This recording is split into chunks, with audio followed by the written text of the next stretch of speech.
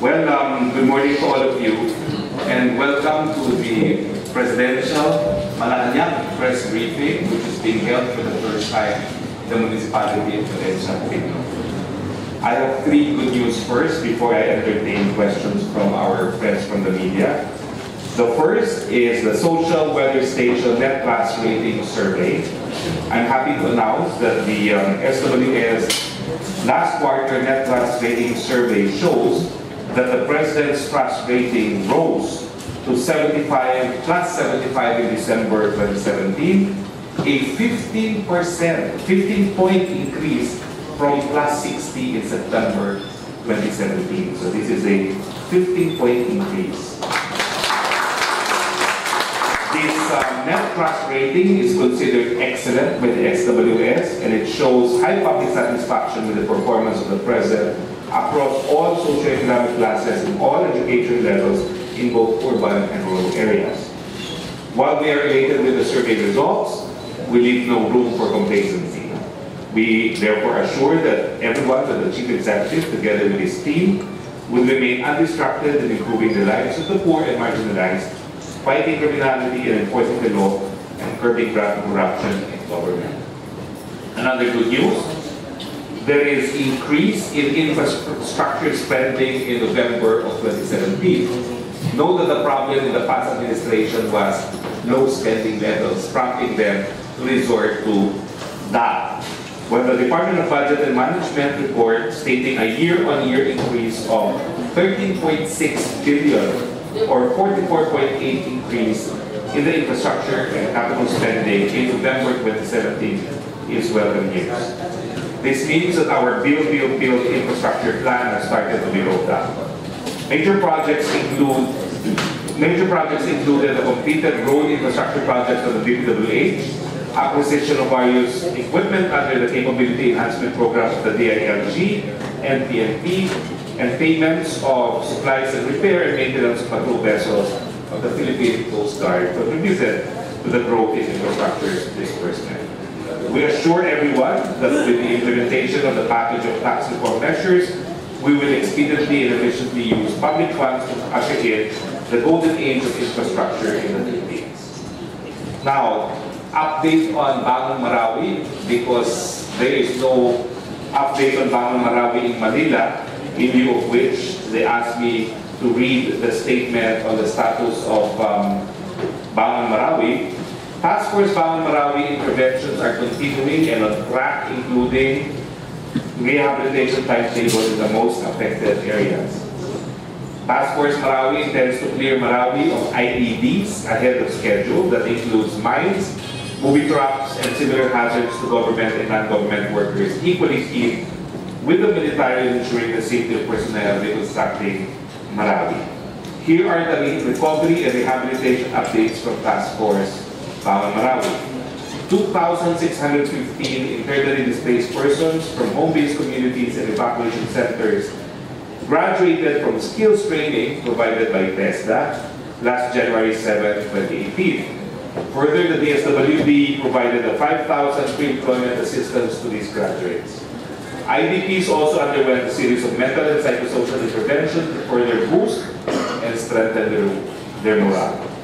18 representatives from various government agencies took part in Task Force Bangon Marawi programming workshops organized by NEDA to discuss which interventions should be programmed under the 10 billion budget allocated for 2018. Lastly, Marawi City Mayor Mahol Gandabra initiated a Libreng Sakay program to lessen the IDP's burden of high fares and lack of transportation within cleared barangays.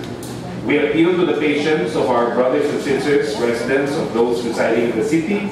Their willing cooperation will immensely help. Okay, I open now the floor to questions from the media. Okay, thank you, Secretary. This is regarding international politics. In the event of the Third World War, some say that the Philippines should stay neutral, as Switzerland did in the Second World War. I'm sorry, what did you say for the first part? Third World War. Oh. In the event of the Third World War, Some say that the Philippines should stay neutral, as what Switzerland did in the Second World War. What would you make of this opinion? Well, we are against the use of force, absolutely, as they contrary to the UN Charter, and that is why we're not speculating on a third world war. We would enjoin everyone, including the interested parties in the Korean Peninsula, to resort to peaceful means in resolving the disputes. And that's why the position of the Philippine government is that we want the dispute to be resolved through diplomacy, and countries should comply with the prohibition of the use of force. I have a second question. Follow-up, sir? Oh, it's not necessary, but Okay. different. As the senators and congressmen, sir, have separate mandates. How would we be able to contain them and get them both jointly for or against the act of memorandum? Very low. When there is a legal controversy which eventually will have to be resolved by the Supreme Court, there appears to be a drafting error in the 87 Constitution which requires both houses of Congress to vote jointly, no? In case of proposals to either amend or revise the Constitution. And some say this is a drafting error because they use the language of joint voting when they were confident that there would be a unicameral parliamentarian form of government. No? It turns out that we still reverted back to the old bicameral Congress that we now have in the 87 Constitution, and some argue that if the separate voting of both houses is required to pass an ordinary law, more so if it relates to any amendment or revision of the Constitution. But this will have to be resolved by the Supreme Court. Okay, any follow-up? Another question. Okay, next is June Cabajo of DXMU. My idol. Yes, sir. We welcome the build program of the Duterte administration. We have Malacanang, mini Malacanang in Iloilo. And for Mindanao, I hope in the build program we can also have Malacanang because we have the president coming from Mindanao. Would that be possible? For your information, there is a Malacanang in Mindanao. It's called Panacanyan. It's in Panacan. And it was only recently refurbished. The president toured me around the refurbished Panacanyan, and my prediction is coming true. The president appears to be spending more time in Davao than in Malacanang. In fact, last week, he asked the Indonesian foreign minister to meet with him in Panacan and not in Malacanang. So he also had a command conference with the PNP on 911, also in Panacan. This afternoon, the president has a schedule at 4 p.m. in Panacan, not in Malacanang. So it appears that the president is intent on spending more time in Mindanao, governing rather than in Malacanang. Okay, next question. Joey Yeknek of ABS-CBN. Hi, sir. Tanong ko lang, sir, ano po yung legal move ng Palasyo laban kay CA Justice Norman Pizarro na mag-early retirement po? Well, the Solgen described the decision as a decision that stinks. He has said that he will try to overturn the decision. Now, I understand the family is also contemplating filing administrative charges, but that's up to the family to decide. Lastly, sir, may habol ko lang. Madami kasi proposal ng Federalist. Kanino po yung Federalist na proposal na susuportahan ng Malacanang? Kasi daming kasi ng Federalist na pinapro sa Congress at Senate. May mga gusto bang i-amend si Pangulong Duterte? The President has repeatedly said that he favors the French model, and he leaves it to Congress to draft the proposal for the people's ratification. Okay, any question? Any follow-up question? Okay, next question is from June Estore, UMBN Radio Cry. Thank you. Good morning, Mr. Secretary. Yes, sir.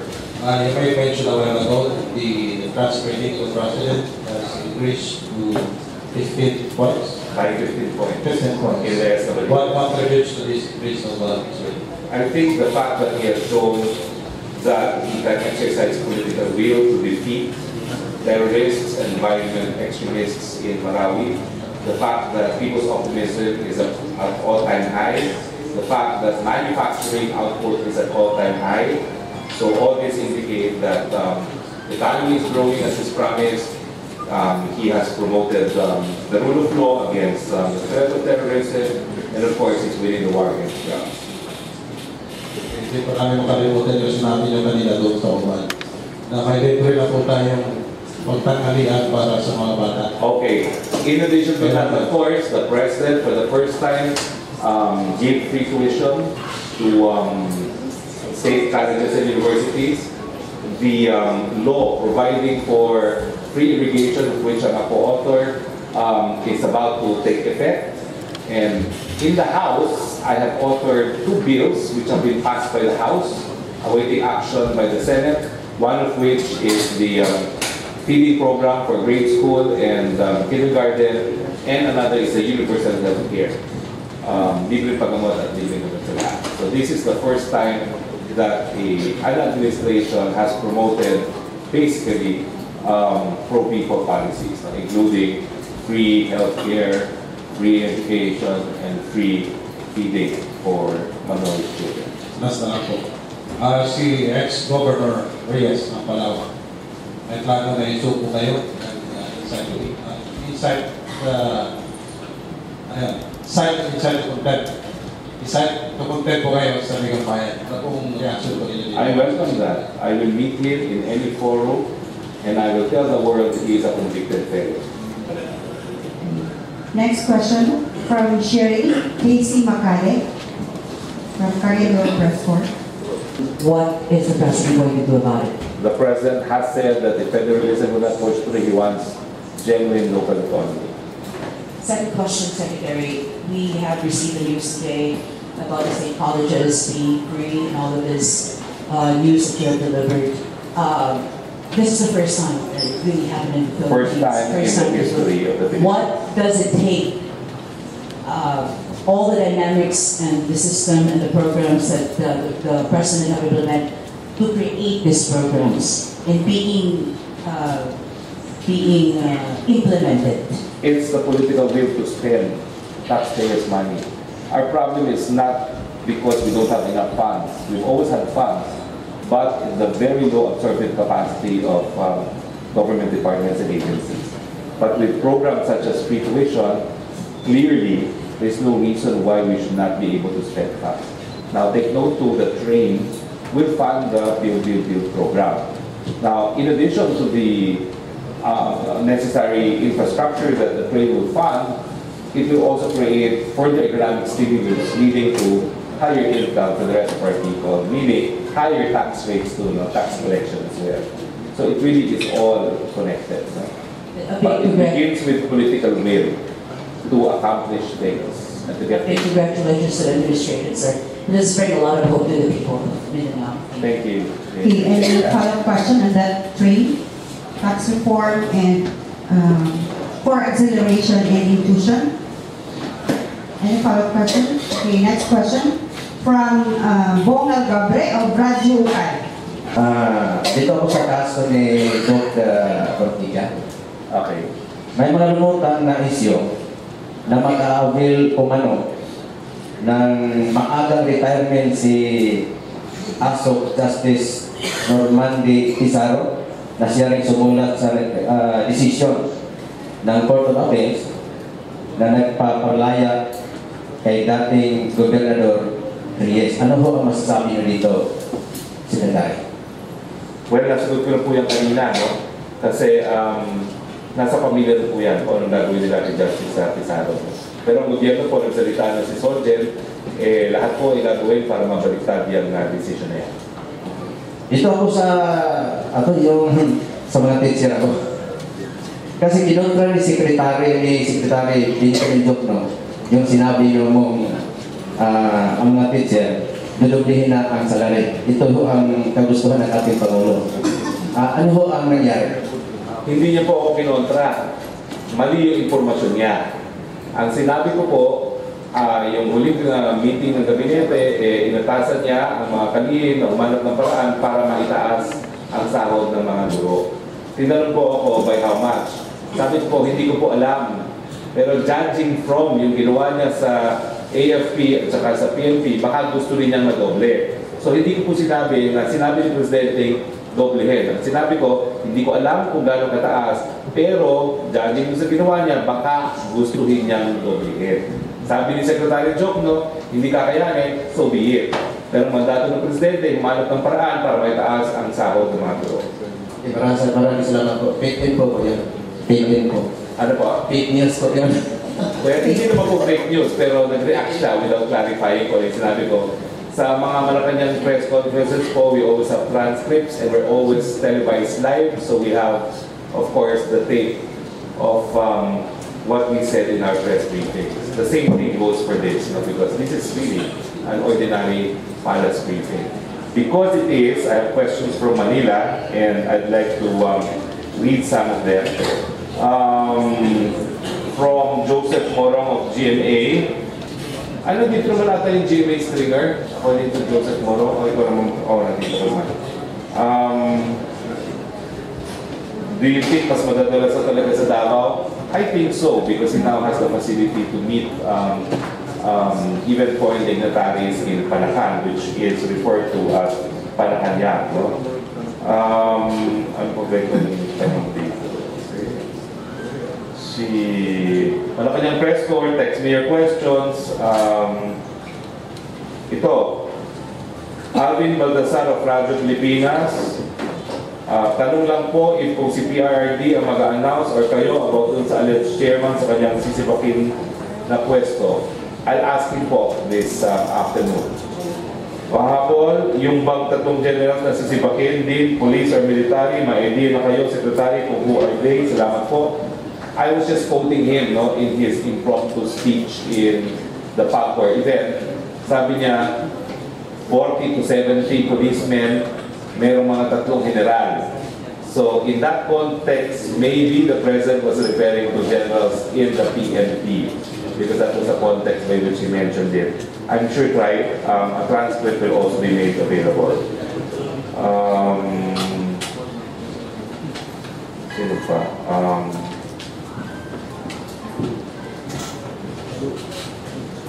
From Henry Uri, Sec, nag-resign na daw si GM Corpus ng PCSO, natanggap na ba ng Malacanang resignation letter niya.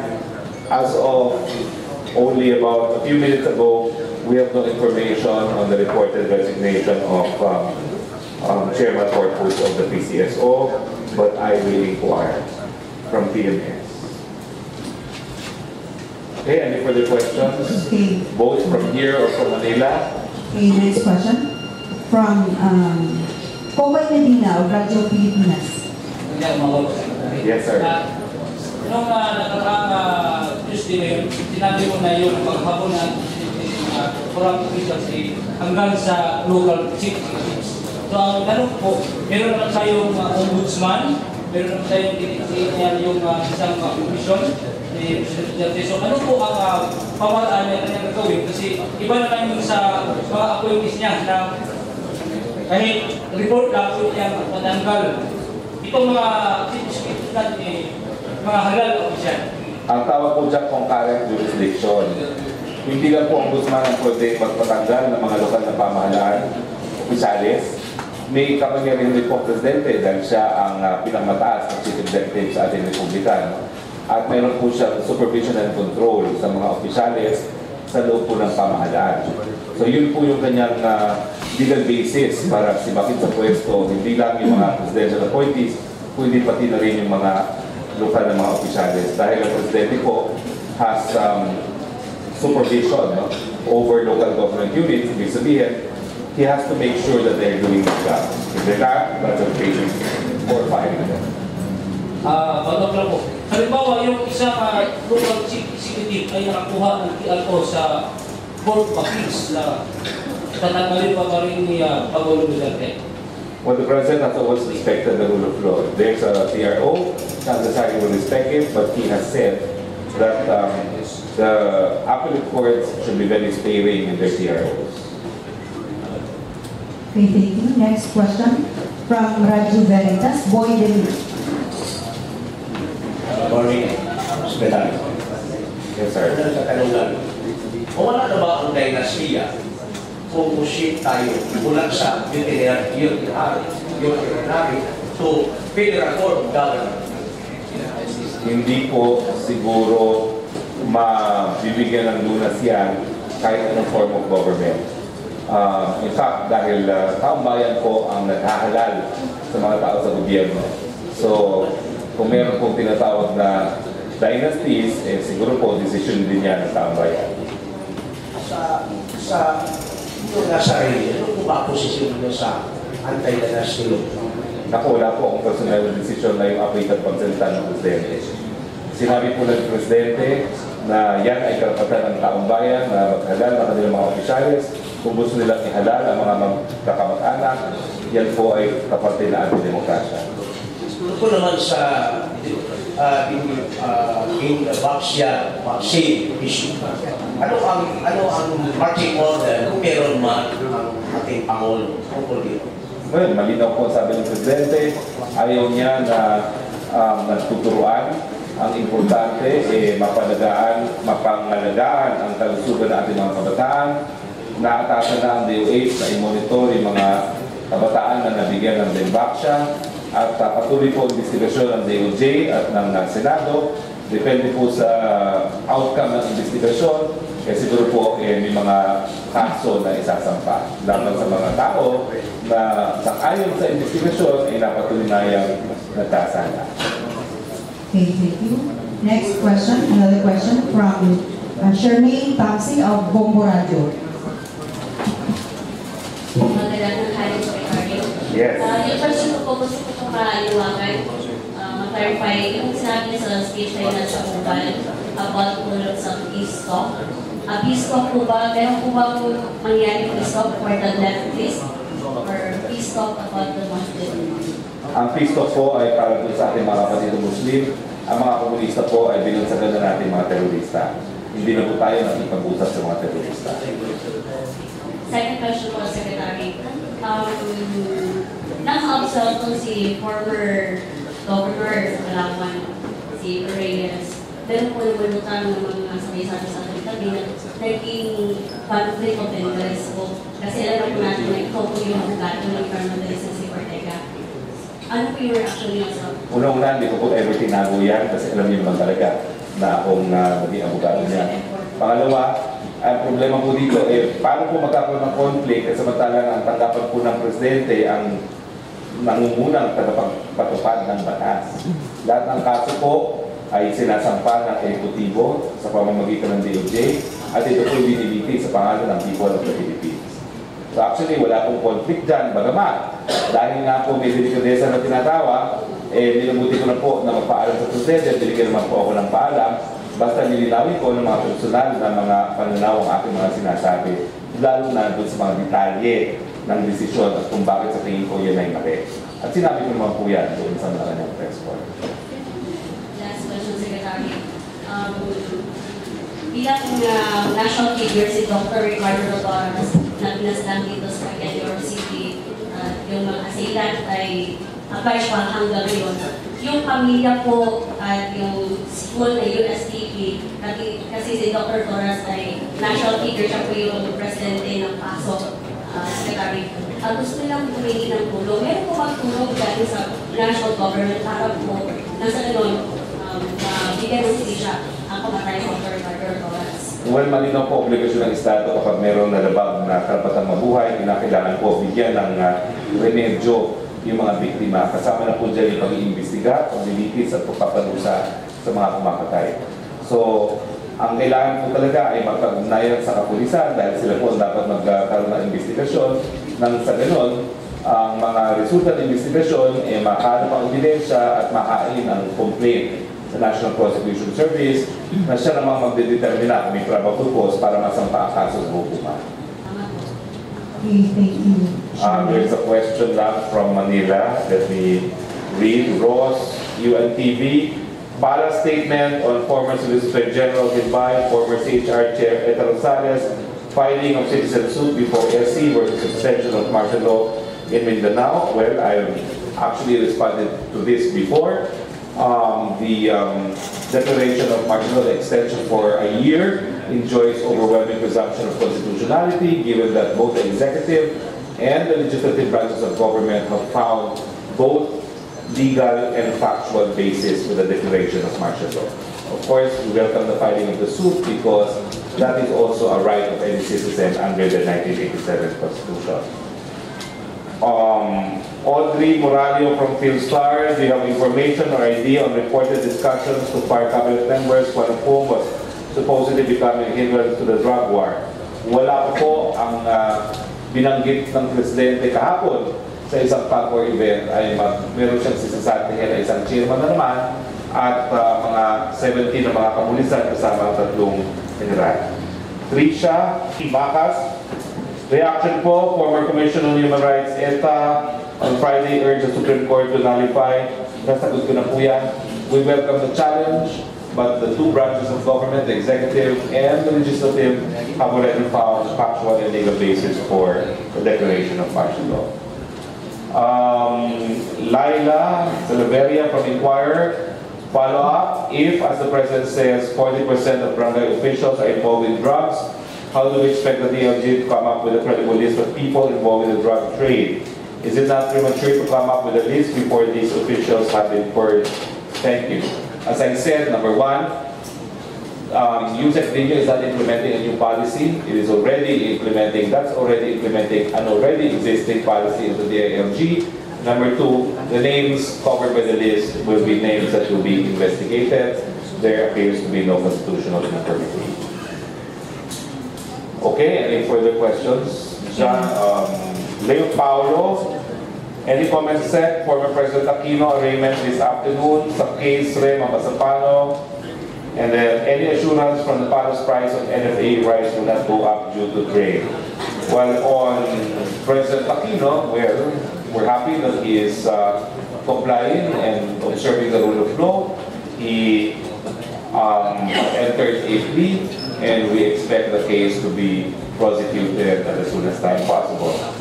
What is the effect of trade on NFA rice? Sinabi na po yan ng ating kalihim ng finance na wala pa po namang 1% ang magiging epekto sa inflation ng ating trade. No? So mukhang negligible naman po kung meron man ang pagtaas ng presyo ng NFA rice dahil dito sa trade.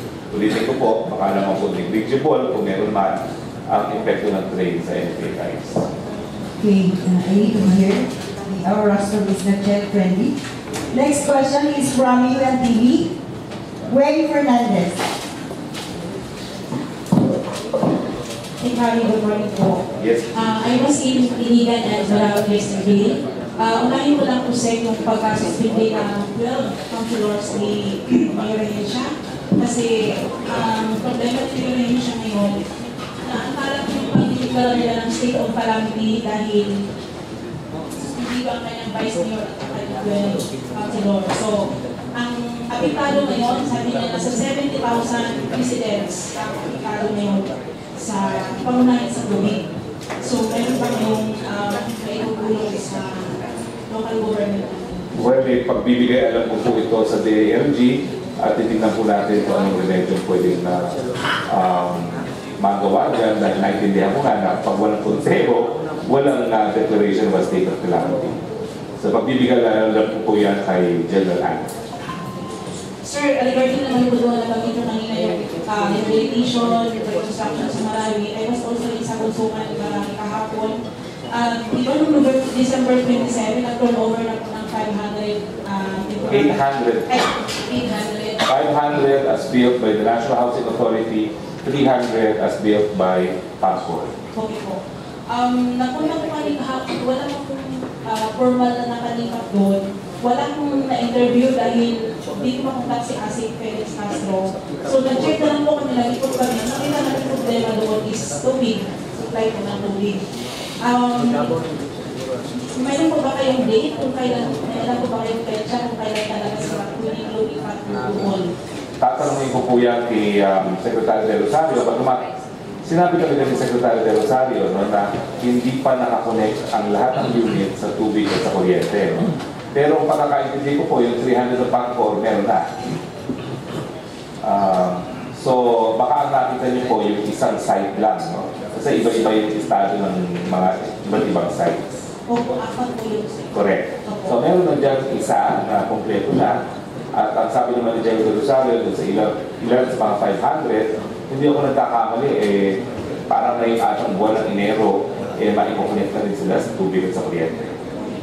Last na lang po, Sir Harry, regarding po doon sa mga evacuees na still nasa evacuation center pa sa Liban City. Nag-iikot din po kami doon sa tapong evacuation center sa Valencia, Buruon at Santa Elena. Sabi po ng karamihan na nakitira doon, sila po yung nasa ground zero.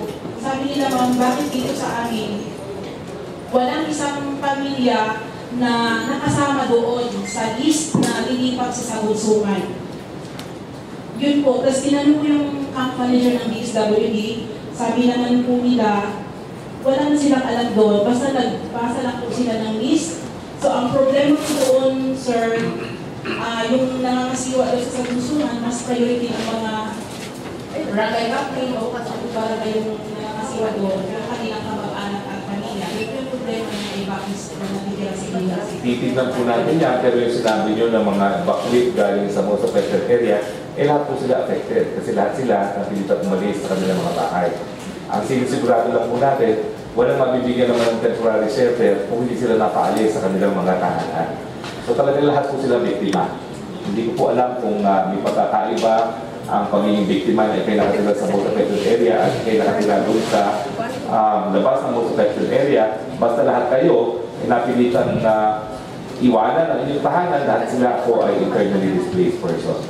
Pero huwag po kayo mag-alala, napakabilis naman po ng pag-turn over ng mga temporary shelters na yan. No? Bukod po dyan, meron ng 170 plus another 200 no?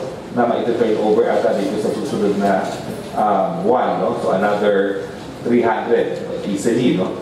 Ang sabi nga po ni Presidente, kasi nung turnover, hindi siya nakalanding kasi masyadong thick ang clouds sa Marawi, dumiretso siya ng Lanao. No? Ang sabi niya, babalik siya sa Marawi para dun sa second batch ng mga temporary shelter. Aba, nakabuti pa po yun. Kasi ngayon, talagang mamadaliin yung second batch para mas marami ang ma-turn over ni Presidente. Personally, pagpunta niya sa Marawi sa susunod. Okay, next question. From Gold Star Daily, Ray Tenorio. Yes, ma'am. May we know the update of Bulok situation? It's been accepted. Effective immediately. So he no longer is Vice Mayor. There's a question from Leo de Guzman, DZXL, Alamen, Manila. Reaction lang po, National Anti-Poverty Commission Chairman Liza Masa said that poverty will worsen because of trade. She said that not all points of the poor that will be hit with the tax reform will benefit from the additional benefit from conditional cash transfer program. Well, we beg to disagree. The OF has provided for mitigating conditional cash transfer. It is 200 pesos for the poorest of the poor families within this year, and next year it will be increased to 300. And as I said, by and large, the increase of cost of commodities will not even reach 1% as a result of the trade. On the other hand, the benefits are tremendous.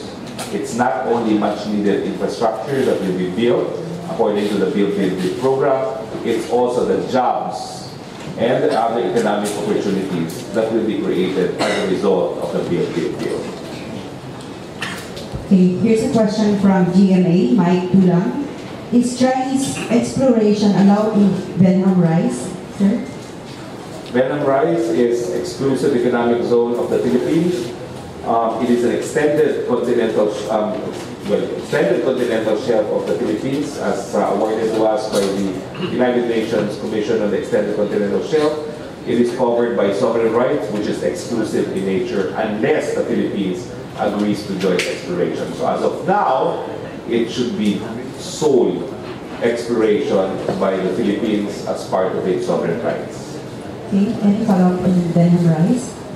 Okay, next question from Gaudi Balanza of Radyo Natin.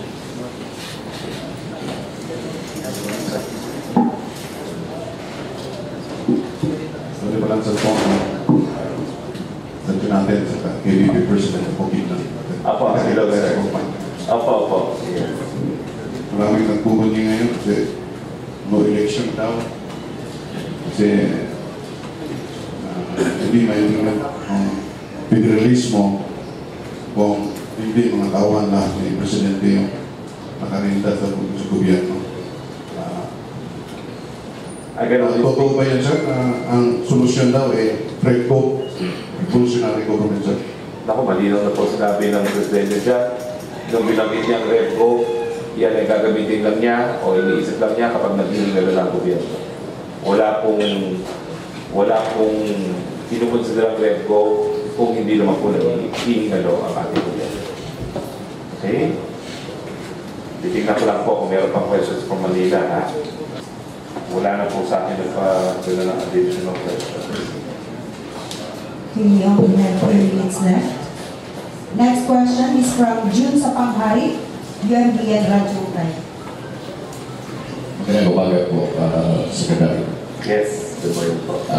PNGP, President Bukidnon. Tanong ko, ikaw ang isang council sa Maguindanao sa Car. At sa ngayon, ikaw ang nasa kamay ng Presidente. Ano ang status ng kaso sa Maguindanao sa Car? Yung pinihintay ng pamilya na hostage? Well, una po, nakipagpulong po ang ilang mga miyembro ng ilang biktima ng mga kaanak ng mga mamamahayan na naging biktima ng Maguindanao Massacre ng Presidente nung huling komemerasyon, no? Noong Nobyembre sa Palasyo. Yan po ikaw na nakakataon na nakapili ng mga biktima ng isang Presidente. At in-order naman talaga ni Presidente kay Secretary Vitagire gawin ang lahat ng mapabilis ang proseso. At nagbigay din po ng ayuda at kaunting tulong para sa livelihood at sa edukasyon ng mga biktima ng ating Presidente. Okay, next question. June Maban, Armen. Good morning, sir.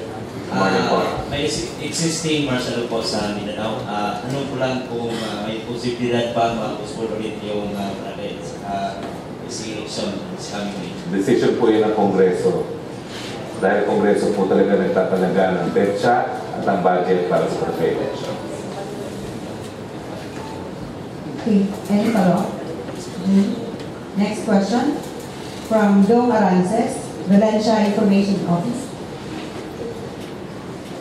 Good morning, Secretary. Apo. Valencia City is from 4 flood. So we have a local need that we need also a national help. Can you add or assure us that there will be more funds to help retaining wall in Valencia? And second question is, how can you exercise effectively as being a human rights advocate before with regards to the present problem about war on drugs, especially there are many victims of drugs or killed. Well, sa una yung tanong na ako'y kongresista pa po, bago umalis ng Kongreso, ay sinubukan ko pong magpasok ng isang 200 million road project under the Pamana program after coordinating then with the better looking and the much richer Congressman O'Neill Roque, no? So, titignan ko po kung ano naging status noon dahil alam ko po ay naipasok yan sa 2018 budget. So, even as a party-list congressman, we have 200 million worth of project here in Valencia, no? So certainly, if you request my office in my capacity now as spokesperson of the President, perhaps the National Irrigation Authority and other agencies that would have to deal with that control program, the DPWH, may consider it. So just send me a letter. Hindi ko alam po ano yung second question. Medyo hindi ko po alam po ano yung naging question natin na as a human rights advocate and then what? Ano po yung tanong? I mean, you Dong, how is the government handling the human rights violation? With regards to drug and war. Well, number one po, pag may nagre-reklamo, inaaktuhan ng Presidente. Yung kaso pulikiyan, inaaktuhan ng Presidente. In order niyan, ang paglilitis sa pagpapakulong ng mga pulis na umabuso sa kanilang kapangyarihan. Ang problema po, maraming mga nagsasabi na may mga human rights violations. Wala naman po nagsasampa ng reklamo. Paano naman po maiimbestigahan at mapaparusahan ng Presidente yan? Ang Presidente po ay dating piskal, sa kung taon siya naging piskal. Hindi po para palampasin niya yung mga tao na gumagawa ng krimen at sa taon ng buhay niya bago siya naging mayor. Ang ginagawa ko niya araw-araw, litisin at siguraduhin na mapaparusahan ang mga gumagawa ng krimen sa ating lipunan. Kasama na po dyan yung mga umabuso sa kapangyarihan. Okay, next question from BXI to Love Radio. Alex Upeno. Yes, sir.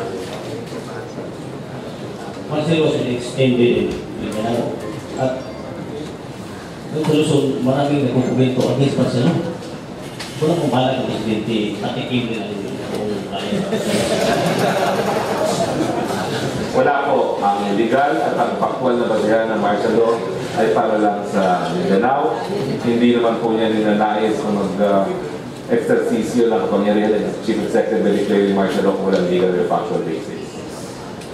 Okay, any follow-up question about martial law? Thanks, sir. Actually, this is not a question, but it's more on about behalf of the victims sa Cagayan de Oro City. Up to this time, 80% still suffering, wala pa sa bahay or enough pagkain, no? First problem there, Cagayan de Oro City. And then, yung ating city jail, the provincial jail, medyo maganda siguro ang takbo ng pagpalaki o takip ng mga drugs-related cases. So, kasi they grow together then to the point na instead na 10 per silda, nagiging 100 sila. So, shifting ang tulog nila doon, no?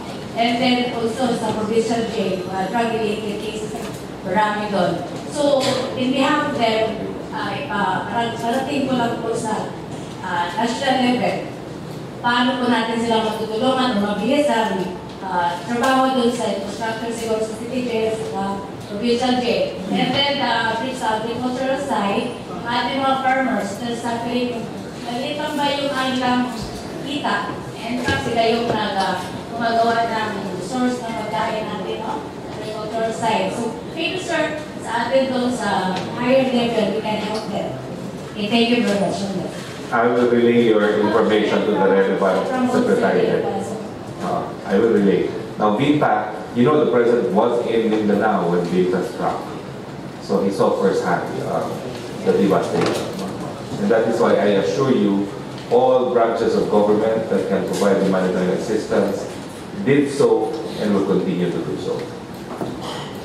Okay. Okay.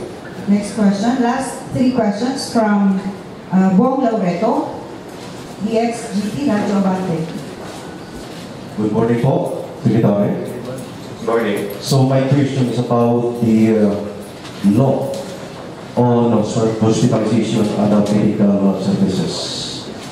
So kailan ito mag-take effect, Secretary? I think it's effective already. Which law are you talking about?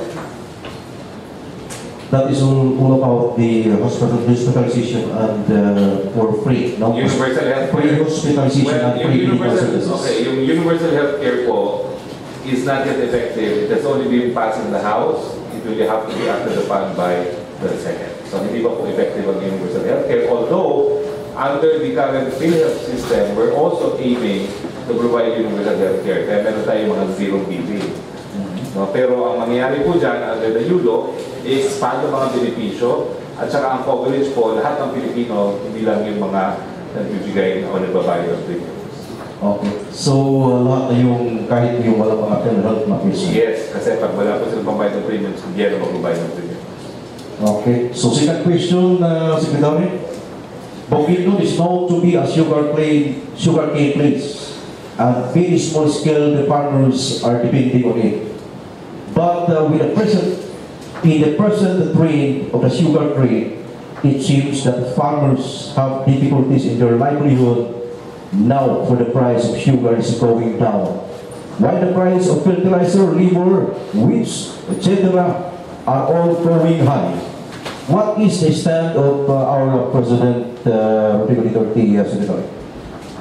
The President is apprised of the matter.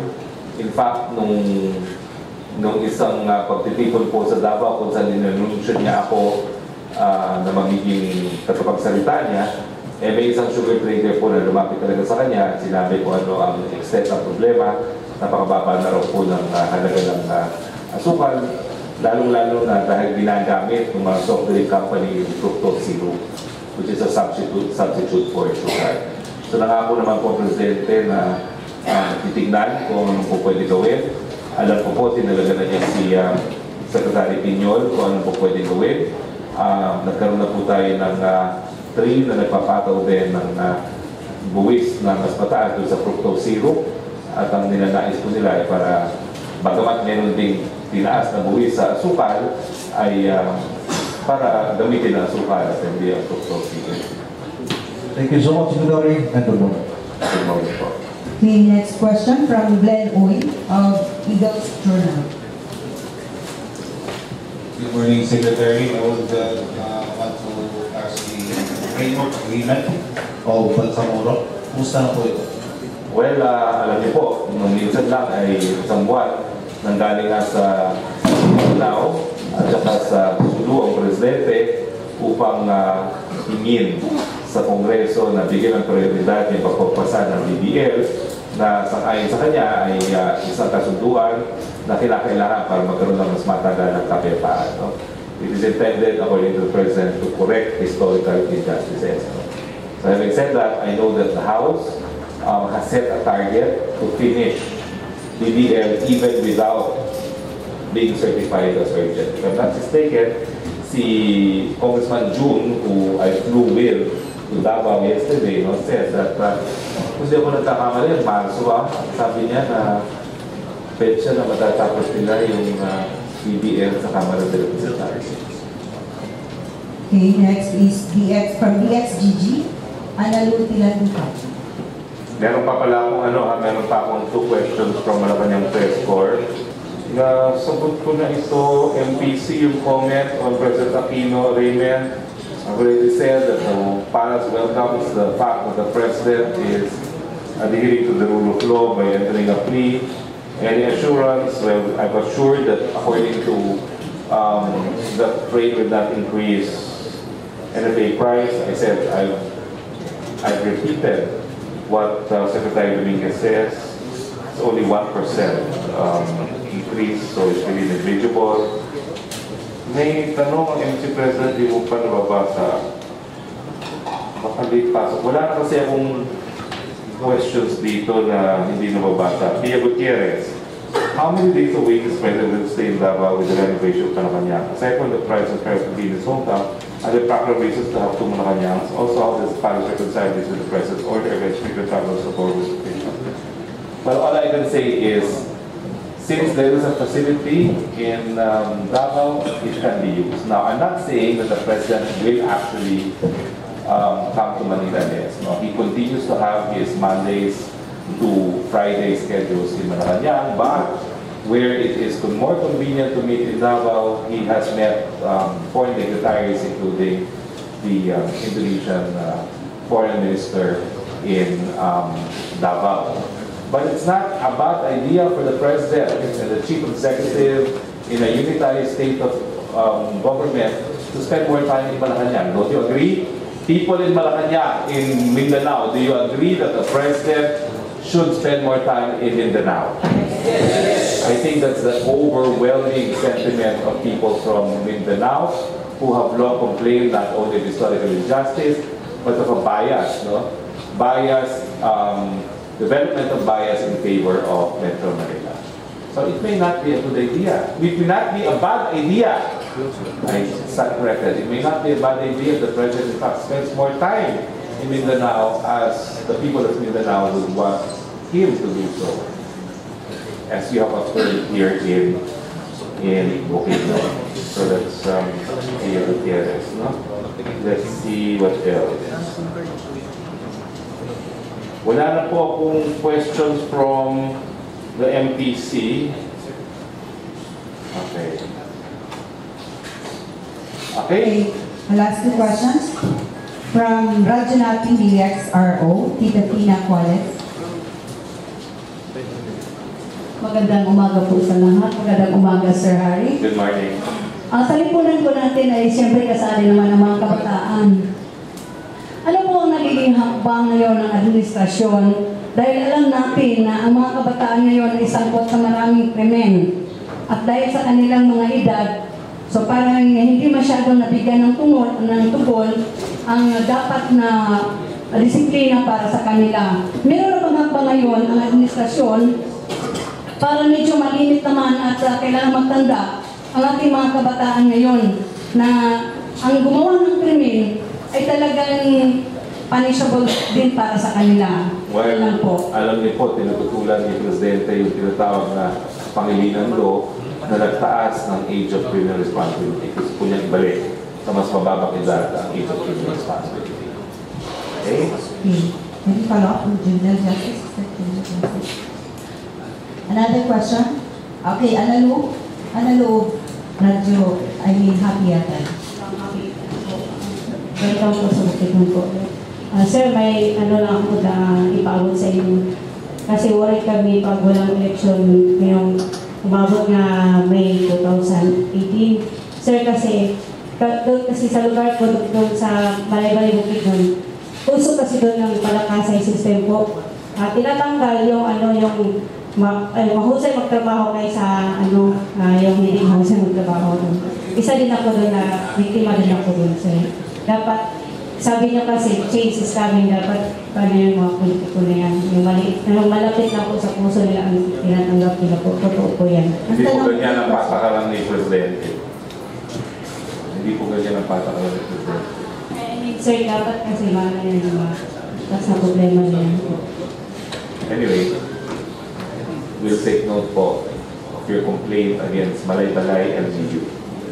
LGU ba ako nireklamo nila? Yes, sir. I will relay the information to Secretary Aso. Yes, sir. Thank you, sir. Okay, next is Hello, sir. I'm Paolo po for PE for Manila. May pinabot lang sa ating tanong dito si Ms. Roque Ignacio, no? From Tuesday New. Hi, Sec. Tuesday here. PNP said that they will revive Oplan Tokhang but will have some revisions. Would the palace advise the PNP to just replace the anti-illegal drugs campaign's name because Oplan Tokhang has put the president's image in a bad light? I do not know yet, no? But I will certainly inquire from the PNP what their plans are because as you said, it's just a plan of the PNP. Okay? And also remember, while the president has asked them to assist in the drug war, the lead in the war itself continues to remain with Pidea. So I think Pidea and Mr. Aquino should also be asked for his input. Good morning po, Sir Secretary. Question ko po is, ito lang po, dami kasi tanong sa tao dito sa Bukidnon kasi nasa field ako. I'm from Medyo Kilat, El Mahinay, field reporter. Halos lahat po ng barangay sa Bukidnon, dahil ko na po. Tapos, isa lang po ang tinanong nila sa akin, paano na po yung, yung right of suffrage nila. Kasi, palagi na lang po naantala yung election. Kasi may incoming na election dapat na May 11, 2019, plus mayroon pa incoming na election na ISKI at saka barangay election ng 2018 at tapos mayroon pa pong martial law. Any idea po o clarification para at least po namin sa tao kasi hindi kami makasagot sa ganun tanong po, Mr. Secretary. Ang Presidente po tutol sa Noel in 2019. Nais niya matuloy ang halala sa 2019. Ang pinapangako niya po, ito ay magiging isa sa pinakamalinis at pinaka-credible na eleksyon sa kasaysayan ng Pilipinas. Maraming salamat po. Okay, last question, pahabol Mary Velez ng CNN. Sir, please naman ako sa local concern. Dito pa ako. Valencia City is as we said, flat cross itong Valencia. Now, ang tanong dito, may magagawa bang Malacanang na kailangan ng retaining walls para carry walls? Okay, what I will do is I will call the attention of Director Gatan, who is the Director in charge of flood control under the DPWH. I will ask him to contact Congressman, the better looking and the richer Congressman Roque, and I will make sure that the DPWH will propose for funding a project in relation to this retaining wall. Okay? Okay, and this is relation, nasa lang po, regarding the government mitigation impact of tax reform, kasi vulnerable po yung mga marginal sector, anong government mitigation? 200 pesos po for this year, 300 pesos for next year. Remember, itong mitigation po ito, sa epekto lang ng indirect taxes.